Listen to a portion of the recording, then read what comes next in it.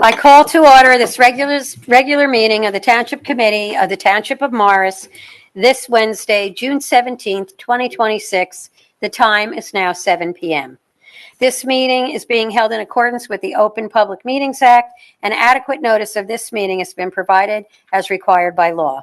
Specifically, notice of this meeting was emailed to the Daily Record and the Morris News-Bee on January 8th, 2026, and posted on the Township of Morris website. The agenda and resolutions for the meeting are available on morristwp.com under the Agenda Center. Certain portions of this meeting may be closed to the public for the purpose of personnel and/or other matters as outlined in the Sunshine Law. Notice to the members of the governing body and township staff. Any use of electronic devices during this meeting shall be used solely for the purposes of township business, and any communications are subject to the Open Public Records Act. Madam Clerk, roll call, please. Mr. Griselle.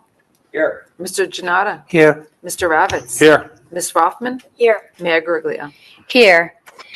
Please rise for the Pledge of Allegiance, and please remain standing afterwards for a moment of silence in memory of Walter Clark in recognition of his service to Morris Township. I pledge allegiance to the flag of the United States of America and to the republic for which it stands, one nation, under God, indivisible, with liberty and justice for all. Mr. Quinn? Thank you, Mayor. We just want to honor and remember one of our township employees that suddenly passed away last week. His name is Walter Clark. Walter served with the township for the past 18 years. He was our parking lot enforcement and also did our property maintenance enforcement for us. Prior to Walter coming on board with the township in 2008, he had served as a police officer with the West Orange Police Department, serving admirably for 30 years. So Walter was a bright sunshine here, made a lot of people laugh, had a great sense of humor, and will be significantly missed here by all those here at Town Hall. Thank you.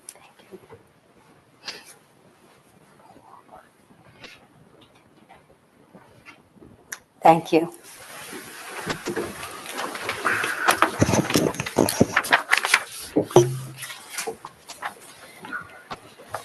Next, we have the approval of the minutes. Can I have a motion to approve the minutes from March 9th, 2026, the special meeting, by one motion? Oh, wait. Roll call. We did roll Roll call. call, We just did please. roll call. Hopefully an abstention. Yep, Yeah. roll call, please. Mr. Griselle, There's an abstention on the minutes, that's why we need to do a roll call. Oh, because she wasn't here. Samantha Okay. wasn't So at the we're doing a meeting, roll call. so we're doing a roll call. On the minutes? Yeah. Yes. We have an Okay. abstention. yes. Mr. Janata. Yeah, here. Mr. Ravitz. Yes. Ms. Rothman. Abstain. Mayor Griglia. Yes. Tonight, we have two proclamations on our agenda, and the first one is honoring June 2026 as Pride Month, and we'll have Committeeman Ravitz speak to it. Thank you, Mayor. I'm going to read the proclamation.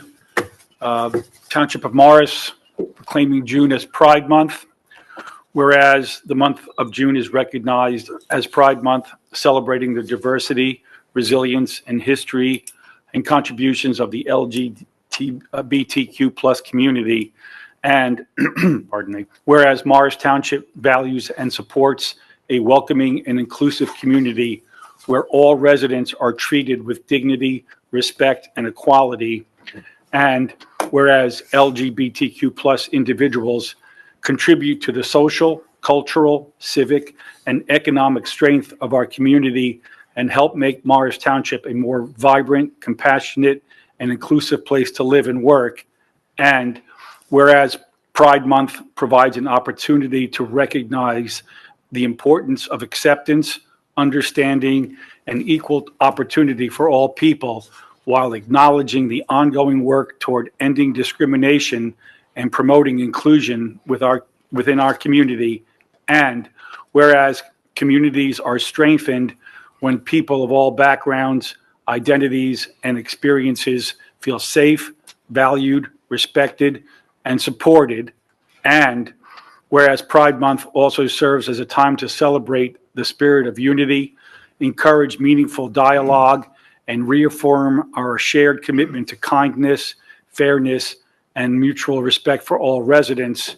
Now therefore be it proclaimed by the Township Committee of the Township of Morris, County of Morris, State of New Jersey, that June 2026 be recognized as Pride Month in Morris Township, and all residents are encouraged to celebrate diversity, promote inclusion, and continue building a community rooted in kindness, respect, inclusion, and equality for all signed by the members of the governing body. Mayor? Thank you. And I just want to also thank Committeeman Ravitz. This was the third year that 3 years ago he had put together, and the Township Committee agreed to create a Pride Fest. And again, did a tremendous job. Chair Noah Richardson, who's much younger, and we know will keep us around for a long time. But just thank you again to you and the committee and everybody who participated, Absolutely. including staff. They did a great Absolutely. job. The governing body of the Morris Township has been all about community building and unity for as long as I've been on the Township Committee, and I know it will be long after I'm gone. Thank you. Thank you. The next proclamation we have is honoring Juneteenth, and Deputy Mayor Janata is going to address it. Thank you, Mayor. Whereas on January 1st, 1863, President Abraham Lincoln issued the Emancipation Proclamation, setting in motion the end of slavery in the United States, and whereas on June 19th, 1865, Union General Gordon Granger arrived in Galveston, Texas, and announced freedom for enslaved people in accordance with the Emancipation Proclamation, and whereas Juneteenth is recognized as the oldest known celebration commemorating the end of slavery in the United States and was established as a federal holiday in 2021, and whereas Juneteenth provides an opportunity for communities to reflect on our nation's history, recognize the strength and contributions of African Americans, and celebrate the values of freedom, equality, and opportunity, and whereas communities across the nation commemorate Juneteenth through education, cultural events, music, faith services, storytelling, and gatherings that promote understanding, unity, and respect among all people. Now therefore be it proclaimed by the Township Committee of the Township of Morris, County of Morris, State of New Jersey, that June 19th, 2026 be recognized as Juneteenth, and all residents are encouraged to participate in activities and events commemorating this important day in American history. Thank you. Thank you. This will be our first public commentary. There are currently 6 members of the public joining us via Zoom, and 7 are here or maybe there's 8 now. There's 8 in person. We will open public comment. We'll begin with comments from those who are present here first, followed by the recipients on Zoom. If you are participating on Zoom, please raise your hand if you wish to speak. Before speaking, please state your name and whether or not you are a resident of Morris Township. For the record, comments are limited to 5 minutes per speaker. If you have questions and would like a response, remaining time will be used for that purpose. Is there a motion to open the public comment? So moved. Second. All in favor? Aye. Aye. Is there anyone here who would like to come to the podium? Hello. Hello. My name is Dr. Lynn Siebert, and I am a township resident for almost 50 years. 178 Hillcrest Avenue is my address. I'm just going to adjust this. And I have hands. You want to move it to the side of the podium, perhaps? Oh, Yeah, it's just do high. that. Okay. Well, it's okay. Wait, we're getting you some help. I'll take care of it. Oh, let's put it on the other side, yeah. What's it doing? Well, thank you.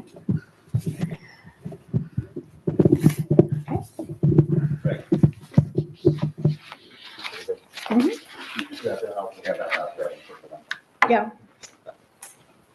Thank you. Thank you.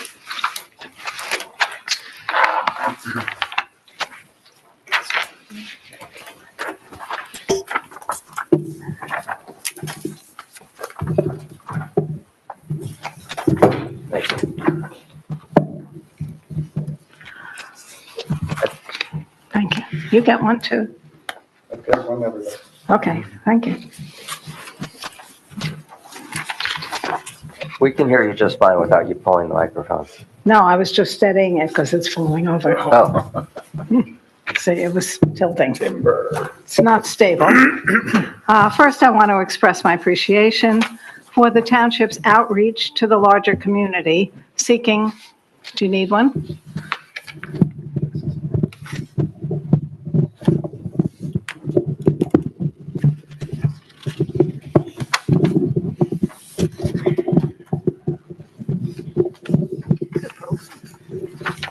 Thank you.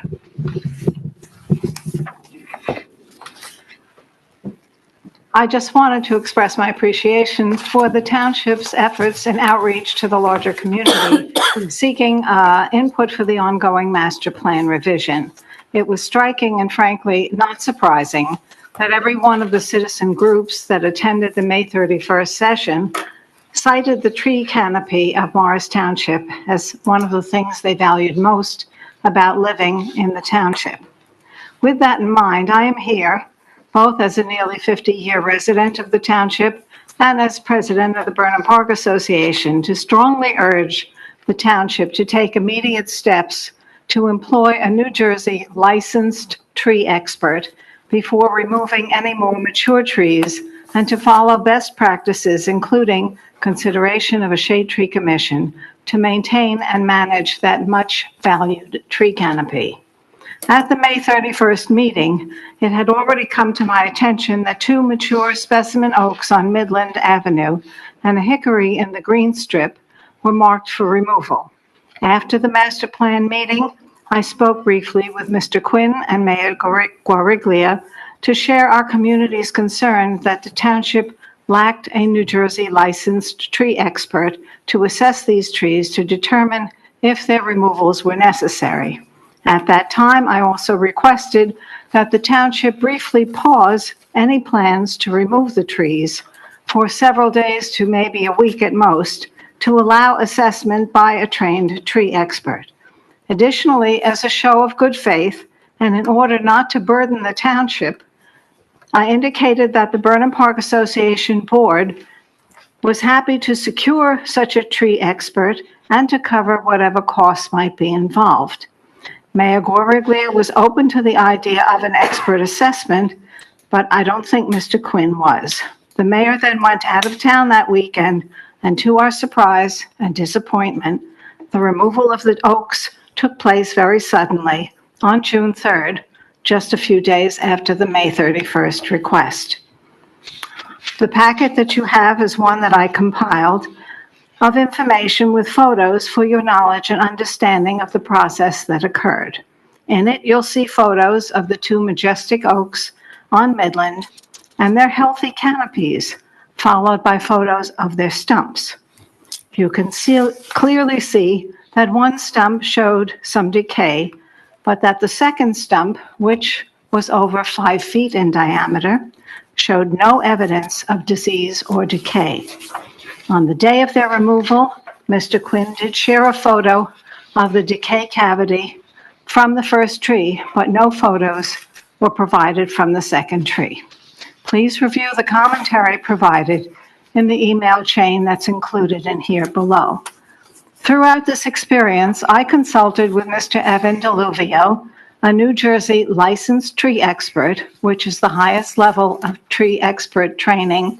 It's higher than a certified arborist. He is the tree expert who advises the town of Morristown, its Shade Tree Commission, and multiple other communities throughout the state. As you can see from Mr. Deluvio's emails, which he authorized me to include here, he disputed the need to take down these oaks, including the one that had some decay, and he provided his reasoning as well as recommendations for proper assessment. He also felt that the hickory on the green strip should likely not have been removed. You can see his comment on the bottom of page 4. Furthermore, he quoted the New Jersey licensed tree expert law, which says, quote, "Only New Jersey licensed tree experts are allowed to assess and make recommendations on tree health and hazards, etc. No other certification is recognized by the state to allow for tree assessment. In other words, in the absence of having a New Jersey licensed tree expert assessing its trees, the township is liable if there are problems with the trees. I would call to your attention to page 5 of the handout, which I provide information on other considerations, including the financial impacts of not consulting a trained licensed expert. At prior meetings, the costs of hiring have been cited as a deterrence for the township taking action in this way. We might want to look at the costs of removal versus the cost of having a consultation, which would have cost $90 an hour versus the cost of having tree removals of large-scale remove trees. Dr. Seaver, you're at your 5 minutes. Well, since You're it at your was, 5 minutes. is that including the time that it took to? No, ma'am, I did not start until after you started, and that was fixed. All right. I have a very short amount to go. We have a second commentary. There's a second public commentary at the end of the meeting. All right, then I will continue at that time. I would ask that you take these handouts home with you, though, and give it time and consideration, and I will come back at the end of the meeting for the second public commentary. Thank you. Thank you. Is there anyone else here in person? Hello. My name is Harvey Klein. I live at 18 Hawthorne Court. Those of you who know me know that I tend to go on a little bit when talking, so I actually have my comments written down. We all know that next month on the 4th of July, we will be celebrating the approval and signing of the Declaration of Independence. This declaration is in fact based on the passing of the Lee Resolution on the 2nd of July, 1776, by 12 yea and 1 abstention. New York abstained, eventually voted yea on July 9th, 1776. The Lee Resolution was proposed by Richard Henry Lee of Virginia on June 7th, 1776, almost exactly 250 years ago. I believe it was seconded by John Adams of Massachusetts. The June 7th, 1776 congressional documents included certain resolutions respecting independency and being moved and seconded, resolved that these united colonies are and of right ought to be free and independent states, that they are absolved from all allegiance to the British Crown, and that all political connection between them and the state of Great Britain is and ought to be totally dissolved. The resolution was, as many resolutions are even today, tabled until a committee of 5 wrote a document declaring these words. However, it is not because of the Lee Resolution that I stand here tonight. The very next paragraphs state that a congressional committee was set, and that committee begged leave to report that it appears to the committee of sundry affidavits, confessions of the parties charged, and other papers that Elizabeth Van Dyne, the wife of Henry Van Dyne of Morris County in the province of New Jersey, with the privity of her said husband, has counterfeited several bills of continental currency, some of which were passed by the said Van Dyne and others of them by his wife, and that the said Van Dyne and his wife were, for the said offense, committed to the jail of the county of Morris by order of the committee of the Township of Morris, this very body. Back then, the jail was on the green. Here is history, some major, some minor, some taking part in Philadelphia, some right here in Morristown. To that, I have but to say, huzzah, huzzah, huzzah. Thank you very much.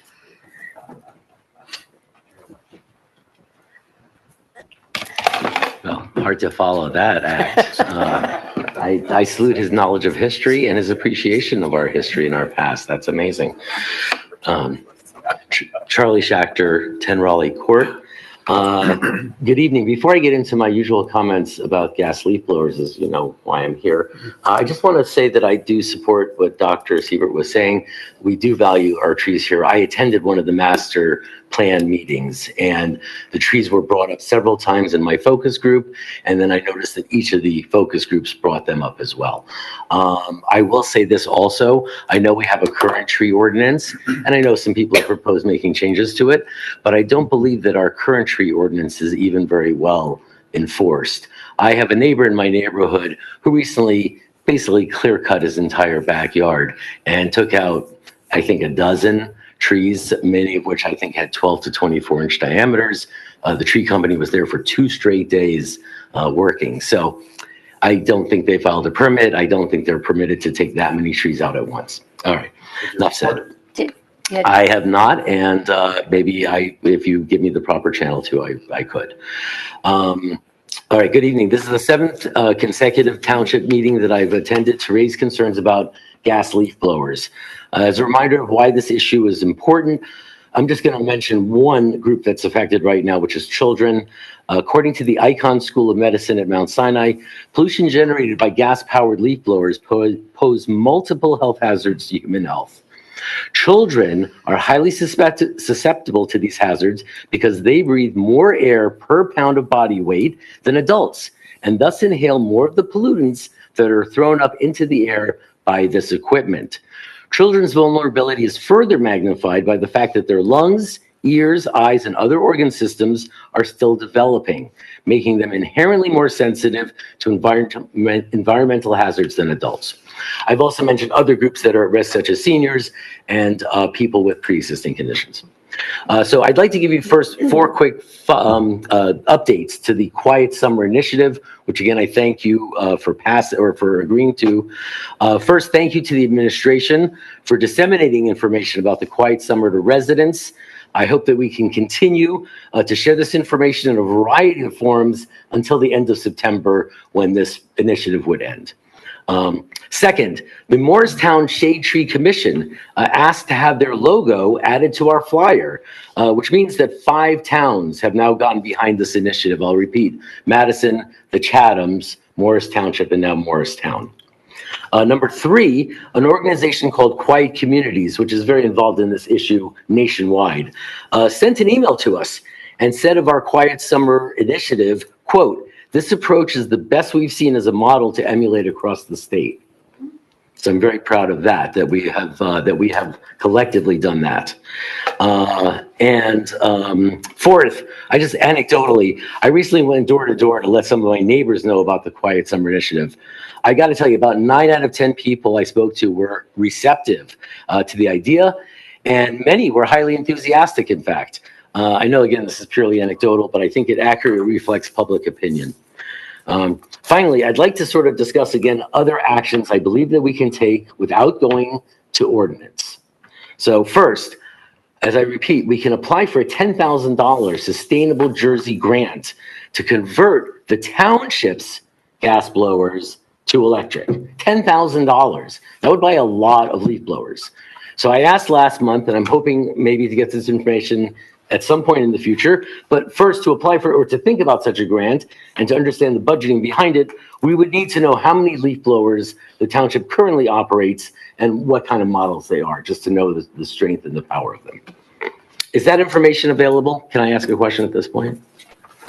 Or maybe I'll save my question, sorry. So I'd like to know if that information is available. We can definitely get that information. Thank you. Second, is there any update on the thought of a resolution in support of New Jersey S-217, the state law? And thirdly, has there again been any thought towards amending the current noise ordinance to include gas leaf blowers? Those are my 3 questions.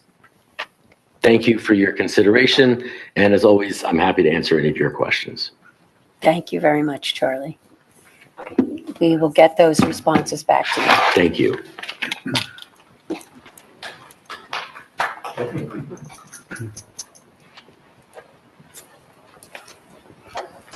Good evening, George Quillen, 9 Barberry Road, and I'm here to talk about some signs that have appeared in strange places in the township recently. I guess a few days ago, I learned that what are essentially political signs have been put on properties that have been designated for affordable housing development in our fair share housing plan. And I wanted to know if the Township Committee is aware of this. I also noticed one of my neighbors has a sign in their yard. That's fine, people can put signs in their yard. But I walked past the JCP&L property, for example, recently, and I noticed there are a couple of signs stuck in that property, private property. I assume the people who did this, did not ask the property owner's consent. I walked past the site of the Cozy Cupboard, which is now township property, as I understand it, and there's a sign there as well. So that's plainly not something which is in compliance with the ordinance forbidding political signs. Does not belong to the township. I'm sorry? That property does not belong to the township. We no sold that. longer We belongs to sold the the Cozy township? Cup It was sold. I'm sorry? to Community Hope. It was sold, George, Oh, okay. that property. Well, I certainly suspect that the people who put up these signs made no attempt to get consent from any of the property owners. And a number of the signs are in the right-of-way also. So I wanted to know if you're aware of them and if you have any plan to remove them. We are aware of them, and yeah, Mr. Quinn will explain. We do have an ordinance regarding this. However, the ones that were in the, You get a letter from me every year about political. I know, and I like that. I was Right. going to suggest you send that out again. We are going to because send it out again, but those are on private property. We don't touch signs, especially political signs on political property. If it's on township property or if it's in a public right-of-way, such as an intersection, that's a site hazard or anything else, we will remove those signs. But we do not touch political signs that are on private property, including in the right-of-way? including in the right-of-way. And we have complaints against both Democrats and Republicans every single year for that same thing. That's why we are hands off on political signs. We don't want to take a position of favoring one political party over another political party. So those private property owners can certainly remove them if they wish, but my employees are not going to remove those. I guess first, the private property owner would need to be aware that there's a sign in their property. That is not our purview to notify them. Yeah, no, it's a sad thing to see. All right, thank you. thank you.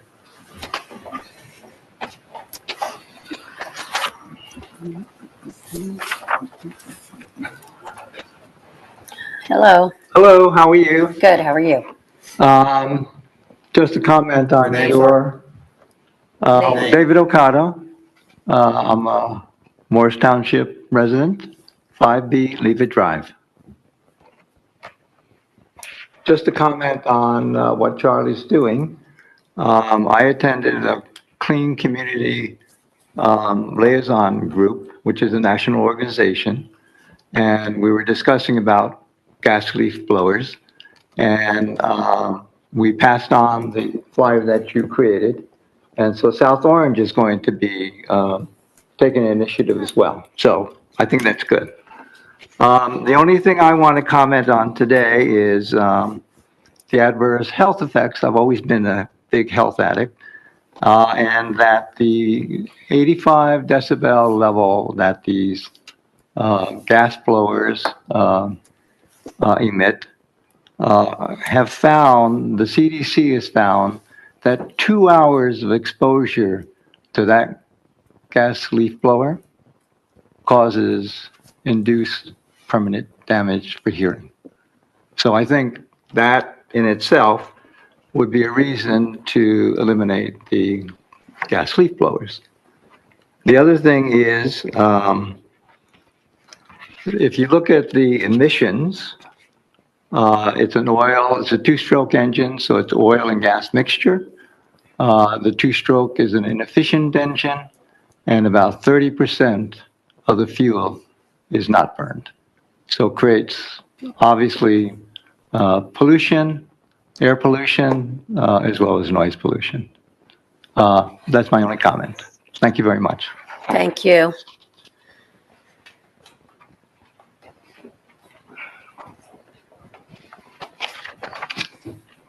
Hello. First of all, I just want to thank Committeeman Ravitz and Committeeman Janata for Your their name? kind words this morning. It's Steve Laris, 20 Oak Park Drive. I've been here for about 29 years, and I just want to welcome Committee Person Rothman to the council. I want to thank you all for your work here. I use a leaf blower. I use a powerful leaf blower because I need to move acorns and wet leaves. I've never had a complaint. If anybody doesn't like a leaf blower, and I agree about pollution, let's all give up our automobiles. Let's all give up our hot water heaters and our boilers, and let's go back to horses and burning wood, because we run on fossil fuel. This country runs on fossil fuel. If you're concerned about children, as I am, and the noise, then let's ban commercial landscapers from the township on Saturday and Sunday. Saturday and Sunday is the day for people to be with their children. It's the day for church and synagogue. It shouldn't be the day when we wake up to lawnmowers and leaf blowers. So let's be real brave, township. Ban commercial landscapers on Saturday and Sunday. Unless there's an emergency in the township, they have 5 days a week. Let's do that. The last thing that I wanted to mention is about Woodruff Road. The speed there is incredible. It's incredibly dangerous. I think this is the 4th or 5th time I've been here. You guys, including Mr. Quinn, have been very nice. Police chief has been very nice doing a traffic survey there. But I think we need more speed signs on Woodruff. I think we need crossing signs where it says you have to stop for a pedestrian. I've stood there with my dog for several minutes before anybody stopped. Sometimes nobody stops. Can we talk about stripes that say this is a crossing area on the streets that are on Woodruff Road? And the last thing I would like to know is how much are we spending on this lawsuit fighting the Department of Justice. Federal government? How much have the town spent so far? How much do we intend on spending? Do we have to worry about the budget? And the last thing, if Mr. Quinn could make, or the mayor, could make a comment on these law firms that are doing this pro bono. As we all know, nothing in this world is for free. And if they are working for pro bono on this item, then maybe they should be banned from doing business with the township in other areas, and they should be published so we know who these law firms are that are providing this pro bono service. Last thing I want to say is this is the 250th year founding of this country. People died. They put their lives at risk, as veterans do. There are 2 veterans commit suicide every 24 hours in this country. 2 veterans killed themselves in this country. Okay? We have women that are going to be beaten tonight. We have children that are going to go to bed because they're hungry. Tonight, in this town and in this state, let's take some time, let's take some money and spend it on those items. Let's not worry if someone's using a leaf blower. If we're so concerned, then walk away or go up to your neighbor and say, can you do me a favor? Don't use your leaf blower today. I'm having a barbecue. We're having a child's birthday. That's all I have. This country's built on freedom. It's not built on rules and regulations. Thank you very much. Thank you for your comments. Can I answer his 2 questions on leaf blowers on Sundays? And Yeah, sure. Just on 2 of your items, Mr. Laris, reference to Woodruff Road. You may have noticed last week we put in the fog line, so we narrowed the lanes on Woodruff Road. And then we found that in other streets that has brought the speeds down by narrowing the lanes. You'll also see that there's a resolution on the agenda tonight that the township is applying to the State Department of Transportation for a grant for the repaving of Woodruff Road. we have two applications, and usually we get one. I don't know if we'll get the first one or we'll get Woodruff Road, but usually we'll get it in a couple of years. So we have put in for doing that, and that also includes doing upgrades such as, crosswalks and things like that if we are awarded that grant by the state. So those are two things we've done in reference to Woodruff Road. Also in reference to your comment and commercial landscapers, they are not permitted to work on Sundays on residential properties. That is in the ordinance. So if there is a complaint of landscapers working on Sundays on a residential property, notify the police department, they will respond and they will put an end to it. They can work on Saturdays, but they're not permitted to work on Sundays. And I just want to, Mr. Cantor, I just want you to comment, because we are in litigation with the DOJ, but it is my understanding that the law firms are listed. Oh, yeah. Who? Yeah, we passed agreements in our public meeting to engage them. It's Democracy Forward, which is, they take these pro bono cases on, and the Placken Law Firm, which is located in Newark. The agreements provide that no monies will be given to either of these firms. And to my knowledge, Democracy Forward certainly won't be doing any work with Morris Township, and the Placken Law Firm currently and in the past has done no work with the Township of Morris. Thank you. Mr. Quinn or Mr. Cantor, just a follow-up to one of Mr. Laris's question. Do we have the ability to ban landscapers, commercial landscapers, on a Saturday? Could we do that in an ordinance, or will we get sued? We have the ability to do it. I don't know the practicalities of, the township and the landscapers, but we certainly do have the ability to do that. It's certainly difficult with rain and other things when they get pushed back, and you're going to have all your people like myself who are your weekend warriors that do their lawns on weekends. Well, you're a private resident. I know. We're talking about services. They're private is it, if you're doing it yourself, you're exempt. Great. One other question. During the week, they can start at 7 a.m., but 7 on a.m. Saturday, they can't start till 8, correct? No, I believe it's 7 a.m. 7 a.m. on Saturday. So the ban is from 6 p.m. Saturday until 7 a.m. on Monday. So, okay. I thought for some reason weekends had a later start time. No, Demolition work. that's for demolition work. Oh, yeah, right. The next paragraph is demolition work. Yep. And that starts at 8 a.m. on Saturday? Maybe not. 9 a.m. on weekends. Uh-huh. Okay. Saturday, not just weekends, Saturday. No, it says weekends. Yeah. All right. We don't have much demolition. Oh, demolition. Yeah. Great. Yeah.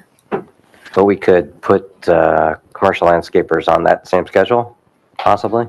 Yeah, it's our code. We can regulate commercial landscapers as we wish. The enforcement is the hard part. Yeah, enforcement's hard part. The only one's going to enforce it is your police. Right. So if that's what you want them to do, Yeah. then change the ordinance. Right. Okay, thank you. Thank you. Thanks for coming out, Steve. Good questions.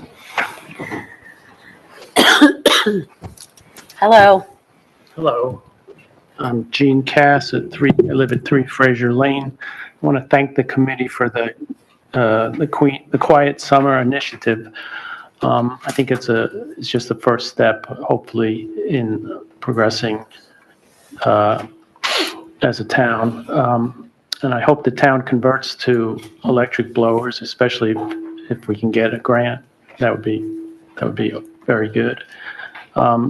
If we did that, we could advertise the town as cleaner and quieter than other towns, which would be, I think, a feather in our cap for people who might be considering moving here or staying here.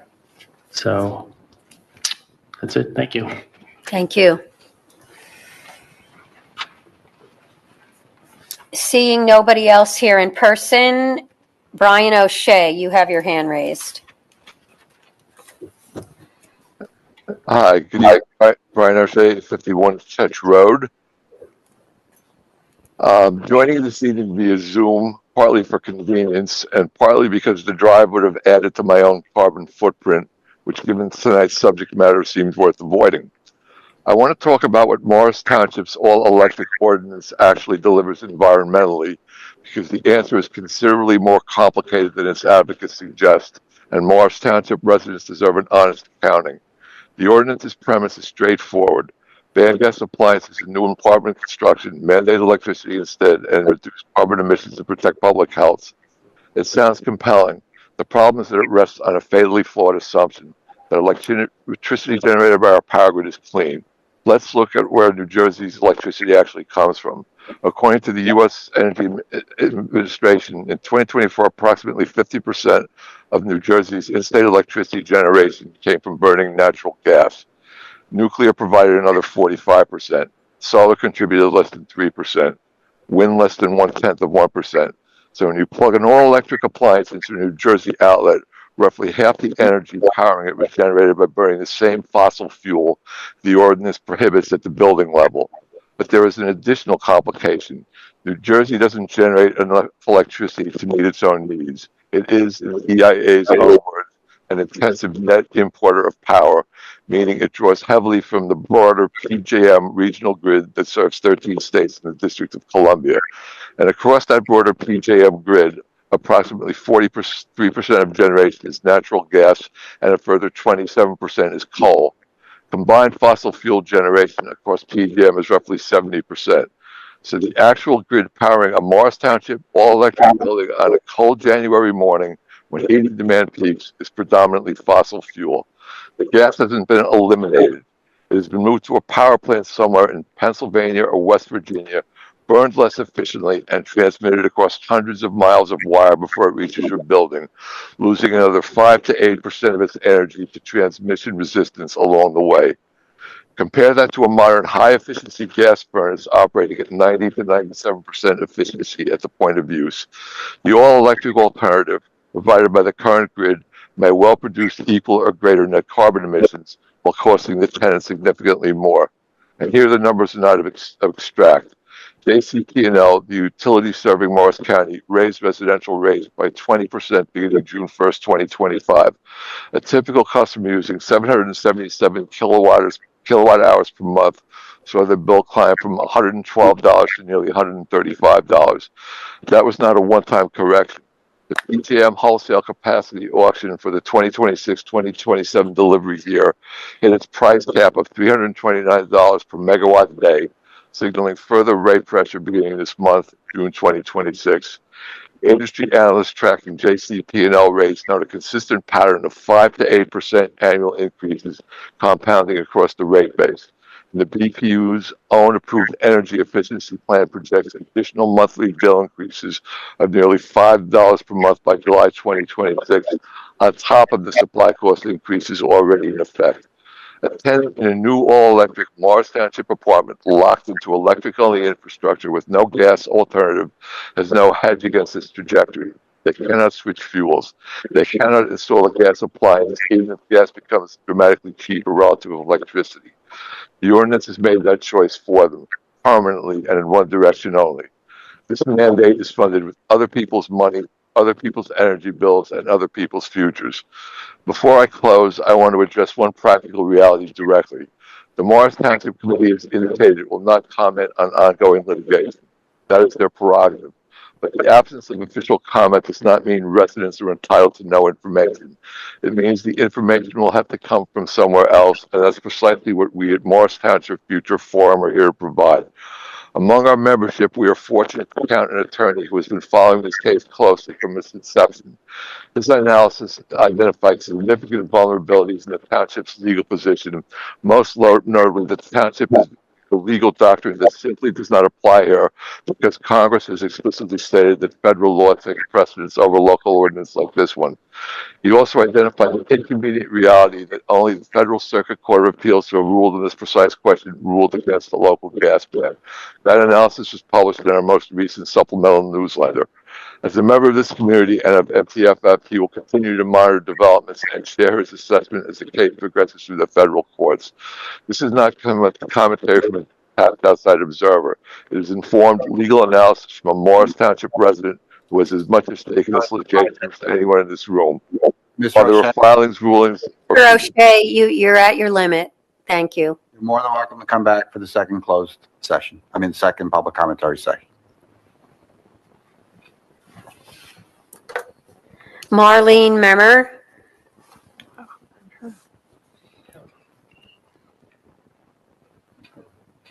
Marlene? Yes, hello. Good evening, everyone. 63 Independence Way. Just following up on things that have happened, well, they've been going on for a while now. The first thing is the Abbey, the restoration hardware. A number of months ago, it was mentioned that they were back on track again. And as I pass that every day, doesn't seem that there is much going on there. So is the story on that? Also, there's some construction going on in Park Avenue as you get on Columbia. And I'm trying to remember whether this was a proposed area where there was supposed to be an off-ramp for Route 24 or not. But there's something strange being constructed there, so if you could fill me in on what that is. And a number of, maybe last year, I forget exactly when, but I had made a comment about artificial turf. I'm not going to approach that right now, but as you know, well, as you may suspect, I belong to a number of environmental and conservation groups, and I get periodically I get emails regarding current issues that are going on, and one of them is about the there's a lot of this on the news about the data centers that are being put in throughout the country, I guess, but I guess New Jersey also is feeling the impact of this. And basically, they sent something that said that if there was a way to tell your town to pass an ordinance to regulate data centers. And I believe the reason for this is that the existing zoning laws are often insufficient to handle the unique demands of data center facilities. So I'm just putting that out to the committee, and if you could give me some information on how we would respond to something like that. Thank you. Thank you. You want to handle that first? I can Go ahead. handle it. Okay. Mrs. Member, on the Abbey, that project is currently on hold. However, as you may have seen, there was some property maintenance issues, large mounds of dirt, those kinds of things. Pleased that we've been, going back and forth with RH to make sure that they properly maintain the property. The grass was cut, those large mounds of dirt were removed, and we'll continue working with them to make sure that they keep up on the property maintenance, but there is nothing right now with that project moving forward. On the second item for Park Avenue at Columbia Road, that's actually an apartment building with an affordable housing complex that is being built. That's in Hanover Township. However, it does not impact the future for the Route 24 ramp. That ramp is in the design stage, and that will actually come out a little bit farther to the east, farther down Park Avenue, where that's going to be located. And then on the other two items, as far as the artificial turf, totally understand your concerns there. The field that is going in up at Frelinghuysen was done by the school. Yes. Board approved that. At this time, we have no artificial turf fields set to go anywhere else. We have no applications. Yeah, we have no applications for that. And also the same on the data centers. Obviously, the committee is going to look carefully at that at this time. There's been no, as far as we know, there's no reason to be concerned that anybody's looking to put a data center here in Morris Township. But we will discuss that further because that is an issue across the state that everybody's concerned Okay, you are breaking up on my end here. If I could just respond, but I do listen to the meetings online. Afterwards, I get on the TV and I get it, and hopefully I'll get the your answers to me more clearly than I'm getting it here. But the reason why I mentioned the artificial turf is because of the golf courses that we have in the area. I know we may have the schools that may not have this on their properties and everything, but we do have golf courses. We're in Liberty Greens. We're right across the street from a golf course. Some impact that we might have there. Thank you. And Marlene, I'm happy to give you a call if you aren't hearing correctly. So I'm happy to do that. Okay, thank you. The only other hand raised I see, and if you could identify yourself, it says iPhone 475.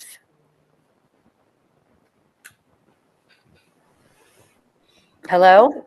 Hi, this is Dan Riff, 7 Ironwood Road, in Morristown, or Morris Township.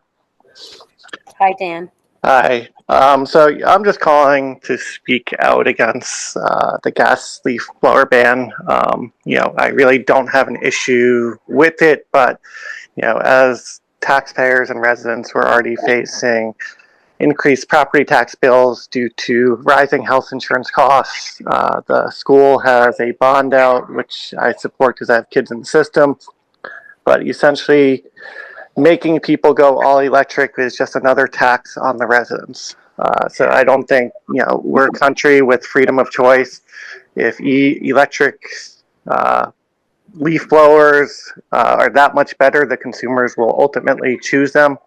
I think there's a lot of people that talk about the environmental concerns, but they fail to talk about the concerns about how do you get lithium that are the main source of the battery power out of the ground, the deforestation, the water concerns. So they kind of fail to address those concerns. Again, once the technology improves, I think, people naturally move to the better technology when it's more cost efficient. A gentleman earlier talked about how the town was distributing flyers.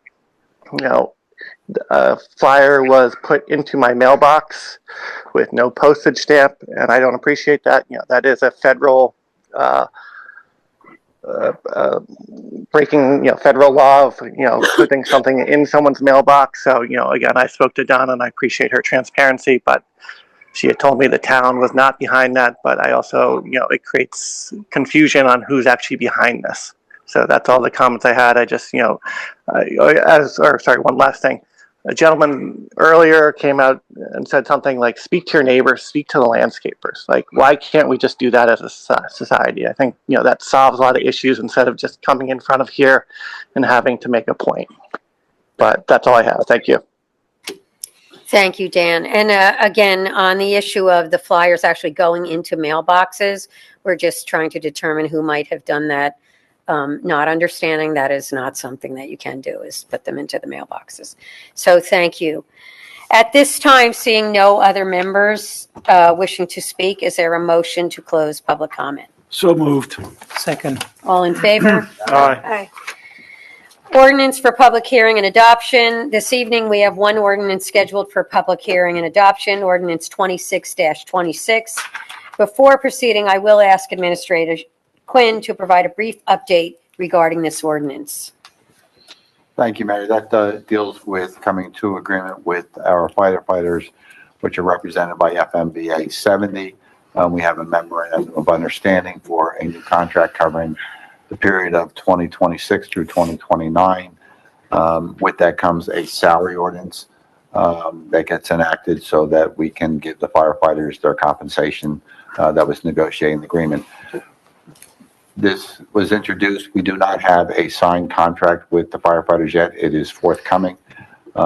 We wait until we have the signed contract before we give them the raises, which would be enabled by this ordinance. So respectfully requesting that this ordinance be tabled to the July 15th meeting for public hearing and vote of adoption. Thank you. May I have a motion to table ordinance 26-26 and carry it to the July 15th, 2026 Township Committee meeting? I'll make the motion. I'll second it. Roll call, please. Mr. Janata? Yes. Mr. Ravitz? Yes. Mr. Gazelle? Yes. Ms. Rothman? Yes. Mayor Griglia? Yes. The public hearing and final consideration and adoption of ordinance 26-26 will be held on Wednesday, July 15th, 2026 at 7 p.m. here in the municipal building. We have one ordinance for introduction. Please read the title of ordinance 27-26 into the record. Ordinance 27-26, an ordinance of the Township of Morris, Morris County, New Jersey, establishing salaries and compensation for employees of the Fire Officers Association, FMBA Local 270 of the Township of Morris. May I have a motion to introduce ordinance number 27-26? So moved. Second. Any questions? May I have a roll call vote? Mr. Ravitz. Yes. Mr. Janata. Yes. Mr. Gazelle. Yes. Ms. Rothman. Yes. Mayor Gurglia. Yes. The public hearing and final consideration and adoption of ordinance number 27-26 will be held on Wednesday, July 15th, 2026 at 7 p.m. in the municipal building at 50 Woodland Avenue. Tonight, we have 28 resolutions on tonight's agenda. May I have a motion to approve resolution numbers 121-26 through 148-26 by one motion? So, second. May I have a roll call vote? Mr. Gazelle. Yes. Mr. Janata. Yes. Mr. Ravitz. Yes. Ms. Rothman. Yes. Mayor Gurglia. Yes. We have 5 items on the consent calendar this evening. Can I have a motion to approve the items on the consent calendar by one motion? So moved. Second. All in favor? Aye. Aye. Consideration of monthly reports. The following reports are on file in the office of the Township Clerk and Township Administrator. Finance reports for December 2025 and January, February, and March of 2026. April 2026, Police and Fire. May 2026, Tax Collector, Joint Court, and the Morris Township Public Library. Is there a motion to approve the monthly reports? So moved. Second. All in favor? Aye. Claims for payment and the list of bills and vouchers. The total amount of bills and vouchers for this meeting is $8,837,535.02. We are also the tax collector for the school district, the library, and the county. May I have a motion to approve the list of bills and vouchers? So moved. Second. May I have a roll call vote? Mr. Gazelle. Yes. Mr. Ravitz. Yes. Mr. Janata. Yes. Ms. Rothman. Yes. Mayor Gurglia. Yes. We've received for the record, we have 2 items, the Board of Adjustment Annual Report for 2025 and the resignation from Joshua Sachs from the Environmental Committee. And we thank him very much for his longstanding service on that committee. We will now turn to the standing committee reports and commentary by the Township Committee, and we will start with Committeewoman Rothman. Thank you. Quickly, I wanted to remind particularly parents, please remind your children that if they have an e-bike, an e-motorcycle, any electric vehicle, they're not allowed on the paths. I've gotten, complaints about people who are on bicycles, not assisted bicycles, just straight up bicycles, that they are seeing people moving very quickly on these devices, full face helmets and the like. Not only is it dangerous, it's not allowed, but it's really bad for our paths in the parks. It causes a lot of soil compaction. So I just wanted to remind parents specifically about that. Also, I wanted to thank Dr. Siebert for coming in today, as well as giving me a tour of her neighborhood. It was super informative. There's so much good work being done in the Burnham Park area. Specifically, too, I wanted to touch on this issue regarding trees. So for those of you who don't know, my background is in forest ecology. And this is an issue, forest management is not only something I've studied, but I've worked in professionally. And we have, excuse the pun, a lot of low-hanging fruit.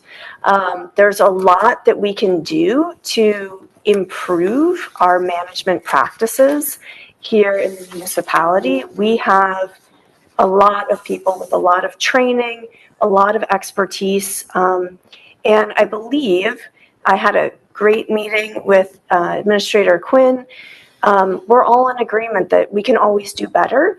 And one of the things that this incident, brings to light that we see over and over in forest management is that you have natural conflicts that happen when you're managing natural environments. So you have the desire to have beautiful tree-lined streets. It improves homeowner value.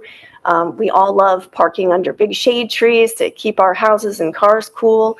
But simultaneously, we have to protect for the safety and well-being of our residents as well. And so sometimes those two desires can come into conflict. And so the way to move through that is by developing processes that everybody feels comfortable with, that there's transparency, that's professional.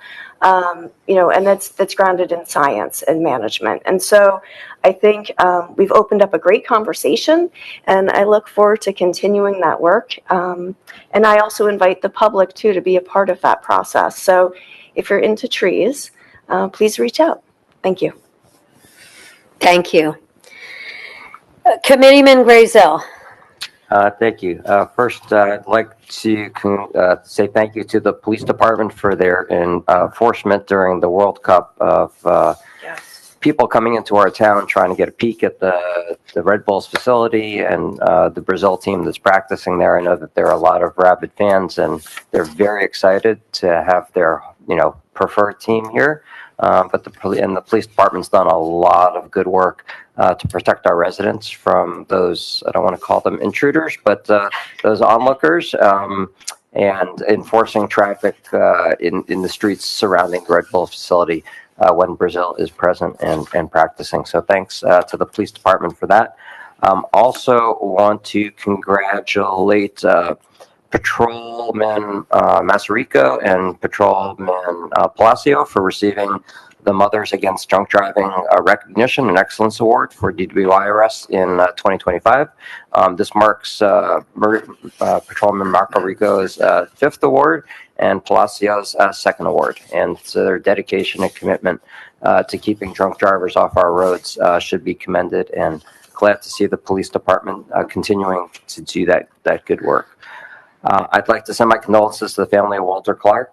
He, as Tim mentioned before, he's been here for quite a while and always a pleasure to be around. We're sorry to lose him, and so my condolences to his family on that. Also like to congratulate Albert Levenberg. On our agenda tonight was his 40-year anniversary with the township, and it's always nice to celebrate those occasions. We have a lot of employees who have been here a very long time, and Albert just hit 40 years. So thank you, Albert, for your service to the community.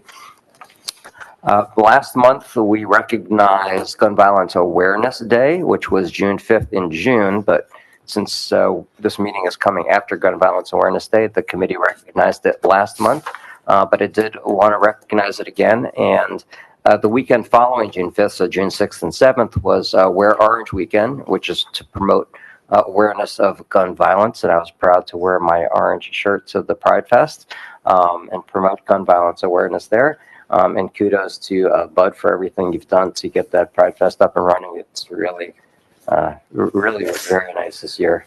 And thank you for that hard work. And that concludes my remarks. Thank you, Mayor. Thank you. Committeeman Ravitz. Thank you, Mayor.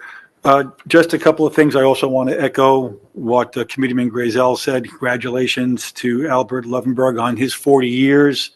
That's quite a remarkable achievement, and really appreciate his service to the community. Also want to congratulate Taj Valentine on being appointed as a probationary firefighter Class 2. The mayor and I had the pleasure to interview him, and he is going to be an exemplary addition to Morris Township's bravest. So we wish him all the best luck and Godspeed. Also want to talk about the Collinsville Park grand reopening. For those who were there, whether you're listening to this here in person or watching on video later on, it was a tremendous reopening. It was a gorgeous day. We had so many people who had their hand involved in the redesign, the reimagining of the park. We got to cut the ribbon. Our Congresswoman Ana Lilia Mejia was there, and she spoke in both English and Spanish. It was really wonderful. There were so many residents and so many children already using the water park. It was just fabulous. And I know, and I said this before, that we overcame some hurdles. It took longer than we had anticipated, but we got it done, and it is definitely our Morris Township's latest crown jewel. So congratulations to everybody who had their hand in that project. We also did our Pride Fest, which I can't say enough about, what it has meant to me and I think to the community. One of the things, as long as I've been on the Township Committee, really has been about community building, bringing us together as a community, recognizing that there's strength in diversity, and that treating everybody equal doesn't diminish the rights of anybody, and including anybody in the conversation that wants to be heard is welcome to be included in the conversation.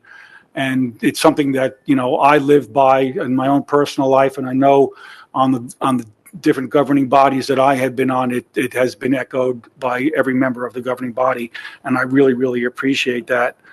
I was a little disappointed when the post went up onto the township website. Some of the posts, the vitriol that came out, anti-LGBTQ plus, I was really kind of saddened to see that, and I think a bunch of us were sad to see that, and it's really unfortunate. If you don't believe, or one doesn't believe that LGBTQ is right for them, that's fine. But it goes back to a lot of what I have said here on the dais for years now, is to be kind, and there's no reason to post such vitriol onto the township website.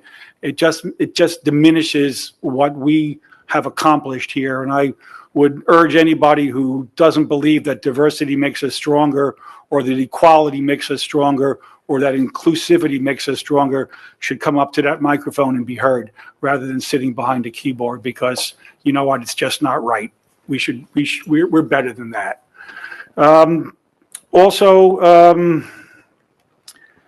I guess that's really kind of in keeping with a resolution that I had written a year or so ago, declaring that Morris Township is a fair and welcoming community. It's something that governing body believed in. It's something this governing body believes in. And it's really kind of keeping with the spirit of what we as the Township Committee have been trying to do for many, many years in a world that is sometimes seems kind of upside down, to bring it together, to bring it back to a sense of community. We're neighbors, we're friends, we're family, and we need to start acting like it. And when we start talking to each other rather than at each other, we're going to find that we have a whole lot more in common than should ever divide us. Mayor? Thank you very much. Deputy Mayor Janata. Thank you, Mayor.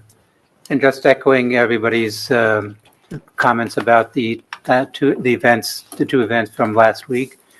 The Pride event, I thank the Parks and Rec personnel for running it smoothly, and for Committeeman Rabbits for initiating the first Pride event 3 years ago. It's like every year it just gets better and better. And this past event was was run very well. And just we must always remember that the reason for Pride festivals and Pride Month is to let people be themselves without fear. And we had the grand opening at Collinsville Playground with the state-of-the-art equipment and the very popular splash pad. I mean, that's one of the greatest things that the kids were using a lot. And again, I commend Parks and Rec, and especially Administrator Tim Quinn, who gamely stayed there for the whole 6 hours. And thanks.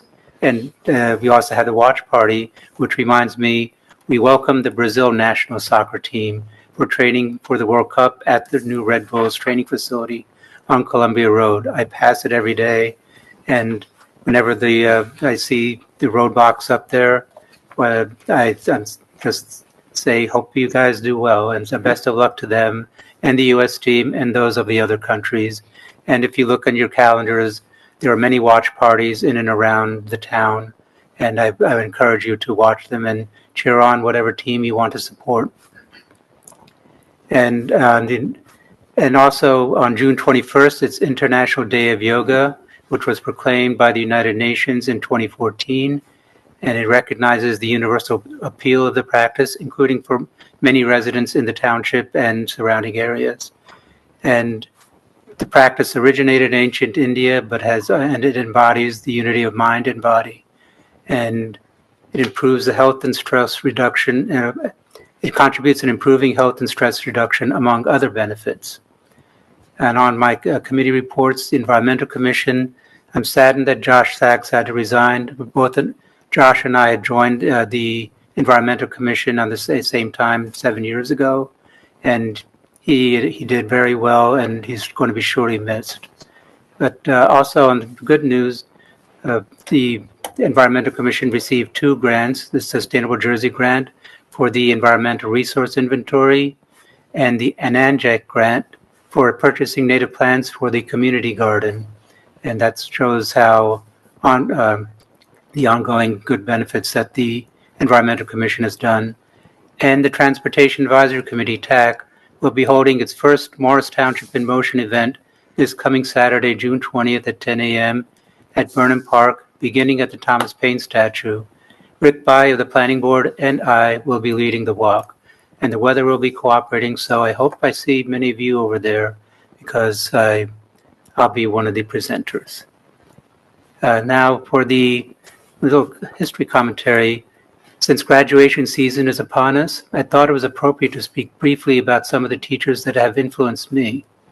My 6th grade teacher, Mrs. Anderson, drilled in us to write outlines, and lo and behold, I still write my notes in an outline. She also wanted us to write neatly, but alas, that didn't catch. In high school, I recall 2 English teachers, Mrs. Barbara Stewart in 10th grade and Mrs. Joyce Levinson in 11th grade. To this day, I remember the diverse nature and quality of writing of the novels and stories we had to read, and the rigor we followed in writing our term papers. And as just a follow-up, I still have a lot of the books that they had made us read, and I reread them as an adult, and I enjoyed them immensely. And among the many college professors I had, I recall my political philosophy professor, Roloffs. In particular, he stated that the perfect example of participatory democracy was the New York Knicks, coached by Red Holtzman. This was a team that won 2 championships in the early 70s with Walt Clyde Frazier, Earl of Pearl Monroe, Dave DeBusschere, Dollar Bill Bradley, and Willis Reed. He's no longer with us, but I'm sure wherever he is, he's been cheering for the new champions.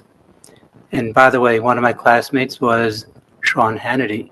I'm not sure what he got out of the class, but I remember having to do a lot of reading, which has still stuck to my mind. But I really wanted to speak about one teacher in particular, my 7th grade social studies teacher, Mr. Joseph Palomo. I recall the first day of class, he had mentioned the fact that President Richard Nixon had just resigned a month ago, and that Gerald Ford's photo was on the row of presidents was not ready to be posted yet, because it was just a month. Mr. Palomo also told the class that what we should note is what we are hearing on the evening news. We must remember what we are hearing on the evening news because this would mark an important time in history, and it did. We learned much about civics and the formation of governments, among other things, but that lesson on history taking place at this moment stays with me. I recently had a cordial phone call with Joe Palomo a couple of weeks ago, and he was thankful that at least one former student remembered what he taught. He had mentioned that I had met him at one of the dinners at a Latin American restaurant that Dr. Stevie Line had set up. So I look forward to seeing him again when I attend the next dinner. May we always remember the teachers who had influenced us and thank them whenever we get the chance. Thank you, Mayor. Thank you, Deputy Mayor. So again, my report will be rather short. Again, I'm just checking off. There's so many things that even quite a few of you have mentioned. I did, though, want to express my own personal condolences to the family of Walter Clark and also to the family of John Landau, who was a contributor to our Environmental Commission and also very much responsible for how well Foots Pond has been taken care of. So condolences to both those families. I would like to congratulate, we do have a new recreation director, Russell Sorens. He begins Monday. So we're excited about that. Again, everybody's talked a lot about the Pride event in Collinsville, which were absolutely amazing. And I hope that people do go visit Collinsville because it's great in that neighborhood, but it's also an asset to everybody in the township. I too would like to thank not only our police department for all they've done around the World Cup. They've been doing a great job. And I would also like, though, to thank the residents, especially those who do live over by the Red Bulls, because they have been incredibly understanding. You know, obviously the first day when a lot of the Brazil fans came out, before anybody had any idea that many would just be driving up, literally parking cars and rushing to try to get up to see them practice. But the residents have been good. You know, there were a couple who called, and the police helped take care of it. And right now things are running incredibly smoothly. I also just want to mention, again, you all know we're working on the master plan. We're continuing with some of the smaller group sessions, going into the advisory committees, and we'll continue to do that work over the summer. So I hope residents understand this is a long process. You have plenty more opportunities to submit either by email or get involved and give us your feedback. The Economic Development Advisory Committee is meeting with our planner, and they to have some really great ideas about the things that were already put in place by that committee and moving forward, what we expect to see there. The next coffee with the mayor is on Saturday, June 27th. It's from 11 to 1, but this time not at Firehouse. It will be at Streeter Pool. And if you come for coffee with the mayor, bring your suit, because right afterwards is the opening party at Streeter Pool. So we encourage everybody to attend. I will be attending tomorrow night the Morristown High School graduation ceremony.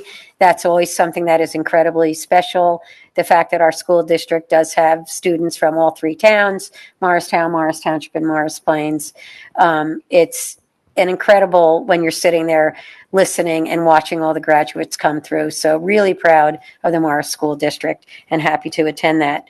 It is National Safety Month, and as Committeewoman Rothman explained, not only with bikes, but also in the summer months, please urge everybody to be careful around the pools. There's lots of outdoor activities, and especially remind your children, especially teenage kids, that we understand they all want to have a great time in the summer, but safety is really important. So I'm going to close with a quote by author Jenny Han. Everything good, everything magical happens between the months of June and August. So enjoy it. At this time, we will have our second public comment session. There are currently 5 members joining us via Zoom and 6 here in the meeting room. We will begin with comments from those who are present here first, and then we will go to those on Zoom. Please raise your hand on Zoom if you would like to speak. Before speaking, state your name and whether or not you are a resident or non-resident. Comments are limited to 5 minutes. If you have questions and you would like a response, any remaining time will be used for that purpose.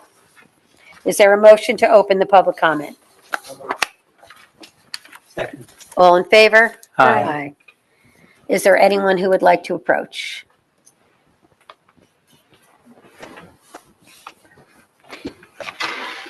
Hello, thank you. I'm back, Dr. Siebert, 178 Hillcrest Avenue. And I was almost done before, so I won't belabor things. But I did just want to thank Committeewoman Rothman for her comments and her expertise. And I just wanted to call attention to page 5 of the handout that I've given you, which does outline some of the financial impacts and the possible protections that can be gotten and benefits for the township in terms of its liability protection by having a certified licensed professional tree expert on staff or on call, either part-time, full-time, or sharing on consultant basis. I also think that some of the comments that I included in the handout, which are along with the email thread from Mr. Deluvio, do give you some additional helpful information, which I hope you will take to heart. And the final pages from 9 to the end include links that give you background if you're not up to date on your tree information, especially regarding oak trees. I hope you'll read it or at least check out some of those links. There are references to Doug Tallamy and to some other experts on the areas of how important the oak trees in particular are and how strong they are One of the things Mr. DeLuvio did point out was that oaks are incredibly strong, and even if they have cavities, he cited the Mercer oak, for instance, which was 300 years old or 290 years old on the Princeton battlefield. The last 100 years of its life, it was known to be completely hollow, but it was such a strong tree, no one felt it was a danger. And it was only when there was going to be a severe windstorm and some of the limbs were going to come down that they did ultimately take it down. But we're all concerned always with safety. The township is blessed by its beautiful tree canopy. We are all appreciative of that. That's one of the reasons we choose to live in this area. And I just hope that you will read and consider the materials that I provided, that the governing body, as the governing body, you will move quickly to establish and implement a transparent and science-based, expert-guided process for assessing and maintaining and managing our beautiful tree canopy throughout this area, including properties that are private properties. This is important for safety. It's important for the township's critical natural resources. It's important for mitigating climate change impacts, and it will also protect the township from liability exposure and possible needless expenses for removal of trees that don't necessarily have to be removed. I appreciate your taking time to hear what I had to say, and I hope that you will take some time to read through the materials I provided and give serious thought to implementing a really comprehensive and thoughtful, professional, best practices approach to going forward in managing our tree canopy. Thank you. Thank you, Dr. Seabird, for staying through to come back to this and finish your opportunity. And I do know the Township Committee members will read through all this information, appreciate you compiling it, and hope that you do understand, along with Committeeman Rothman and the rest of us, that we will, we all want to provide the best possible solution moving forward on this issue. So thank you. Thank you. I do appreciate that, and I believe that that's in the best interest of everybody. Thank you.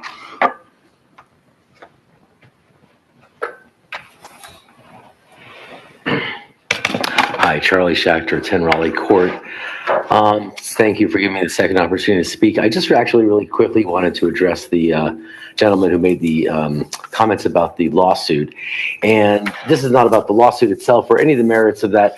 I just wanted to remind the committee, because I think he was conflating different issues. He was talking about the emissions that come out of power plants. This is really not about that. So let me just read the first results that come up on the internet. Indoor gas appliances, particularly stoves and heaters, release pollutants like nitrogen dioxide, carbon monoxide, and benzene. These emissions can degrade air quality, trigger or worsen asthma, and at high exposure levels, increase risk of respiratory illness, cardiovascular stress, and certain cancers. From what I understand, because our houses are essentially sealed, when we run gas appliances, we are actually exposed to high levels of pollution, which is very different from what he's talking about, which is emissions from plants. Now, most power plants today have scrubbers. They operate under very strict emission standards.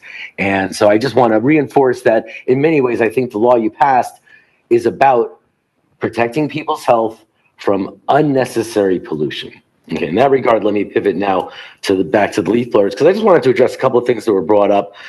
I think that cars and leaf blowers are not equivalent. Cars are 4-stroke engines, leaf blowers are 2-stroke engines. Cars have catalytic converters, again, highly regulated emission controls. There are thousands, maybe hundreds of thousands of pages about emission controls, I'm sure, in federal law. Driving a car, it's well known that running a leaf blower for about 1 hour is equivalent to driving a car. The most cited statistic says about 1,100 miles, which would be from here to Disneyland, about 17 hours. So we're talking about 17 times more pollution causing. And, I think that also, yes, speaking to neighbors and speaking to landscapers about this, that's what the Quiet Summer Initiative is really all about.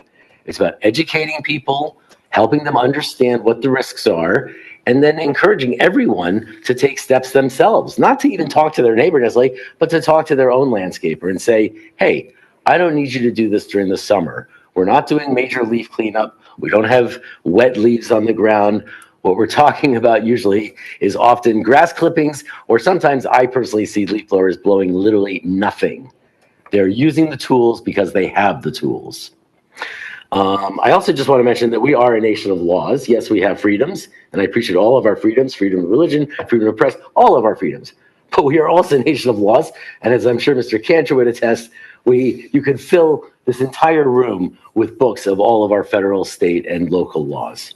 And then finally, I would say this, that if we did want to control landscapers and inform them about things like no use of landscaping equipment on Sundays or even Saturdays, if that changed, many communities have created what are called landscaper registries.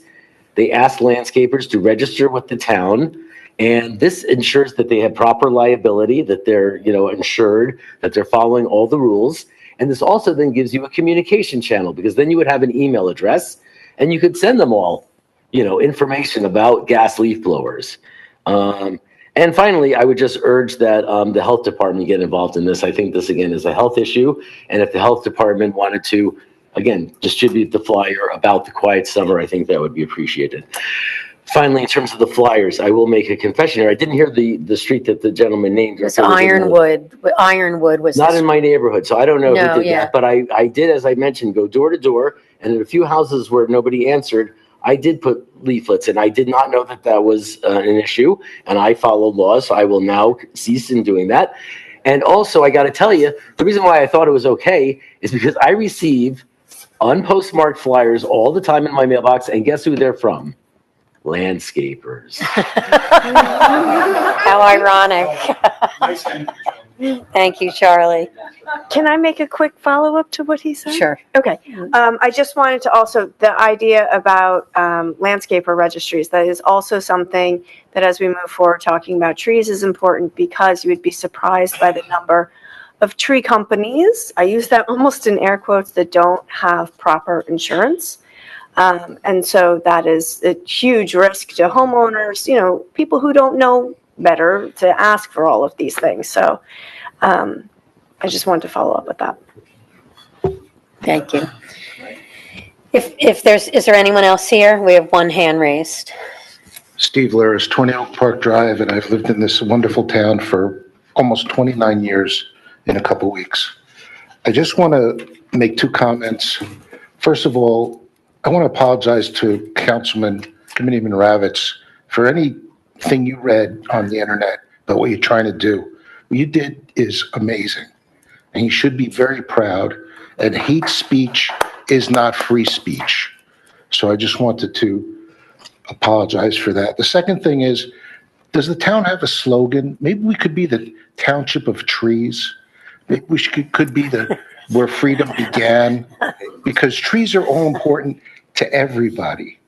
And then the last thing, a couple things I wanted to say about the Restoration Hardware building. Can we be aggressive at this building and contact Restoration Hardware about donating it to the town or purchasing it for open space? It's a beautiful, beautiful building. We can lease it out to a caterer for affordable weddings for people in town. Let's just be aggressive about this. Let's not come back here 5 months from now when there's something going in that building that the township is against. And then the last thing I want to talk about, leaf blowers, and I just hate this whole discussion, but I don't have an acre of land. I have almost 3/4 of an acre. I'll give up a car if you guys would approve me having a horse. I'll give up my stove if I can cook on my front lawn in an open fire. Okay? I'll give up my hot water heater and my boiler. You have to get that by my wife, but I'll give up my hot water heater. I'll give up my boiler if the township gives us cold weather training. Okay? Let's all be mindful that the landscapers that show up in our town, most of them are illegal migrants. Most of them are not paid a fair wage. They have no health insurance, and they're being abused by the citizens that employ them. Not only the people that have them come and cut their grass, But the people that are actually employing these people, we all know that they're not being paid fairly, if they get paid at all. We all know they're living in Morristown in 4 people to a bedroom, 5 people to a bedroom, that they're getting drunk on Friday and Saturday night, and they're getting arrested looking for drugs or prostitutes. That's the reality here. If we want to get real about what's going on in this town, landscapers are abusing people, and that's the truth. You want to do something really in this town? Promote teenagers cutting grass. Okay, when I grew up, it was my brother's job to cut the grass. We fixed the lawnmower when it was broken. Kids don't do this stuff anymore. Let's all be real, okay? These landscapers that show up and make our yards beautiful are illegals, and they're being abused. Thank you very much. Thank you for your comments. We'll now go to Thelma Achenbach on Zoom.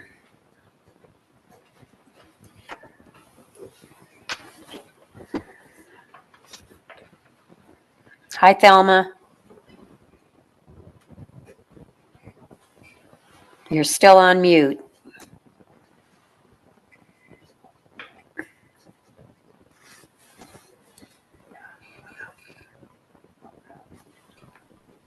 Thelma, there you go. There you go. I reside at 23 Sherwood Drive, and I'm a member of the Environmental Commission. The Environmental Commission, and I've heard all of you say, are supportive of environmentally responsible lighting that helps keep our residents safe and healthy while saving money and resources, otherwise known as dark skies. I thought I might hear it on the agenda tonight, but I haven't. So would you please provide an update regarding the status of the dark skies ordinance? Yeah, Mr. Quinn, do you want to express? Well, or I can too as well, but Joe. Our professionals have it. They have a lot on their workload with the master plan and affordable housing, but it is one of the items they're working on. But we also know that it's a priority of the planning board for when applications come through. They are requesting that the dark skies protocols be incorporated into those plans, but it is being handled by our professionals. But there are a number of things going on that taking some priority because they're time sensitive, such as the affordable housing and the master plan being done. Thank you. Thank you. Anything else? No, thank you. Thank you. Seeing no other members who would like to speak, can I have a motion to close public comment? Second. All in favor? Aye. The time is now 8:33. Can I have a motion to adjourn the regular session? So moved. Second. All in favor? Aye. The next regular Township Committee meeting is Wednesday, July 15th, 2026 at 7 p.m. for the regular meeting, 5 p.m. close in the municipal building here at 50 Woodland Avenue. Thank you all and have a great night. Thank you all for coming.